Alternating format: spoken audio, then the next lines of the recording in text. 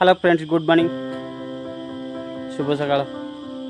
आपण मानक स्वागत जनाऊँ मोर फास्ट ब्लॉग वीडियो रे।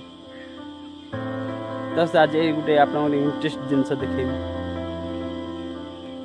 तो चलतु देखा। देखु यही गछ चिन्ह था फ्रेंड्स, यहीटारे ब्रश कले दांत सुस्थ रही था आउ चिकन भी लगे। तेणु मु आसी दांत काठी खोजा तो देखु यही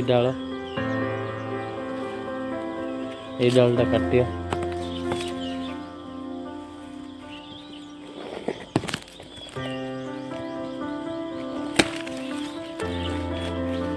तो देखु यहीटा हूँ करंजुआ गछ।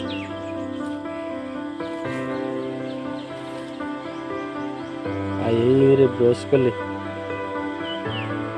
दांत सफा रही था आ मजबूत होता है।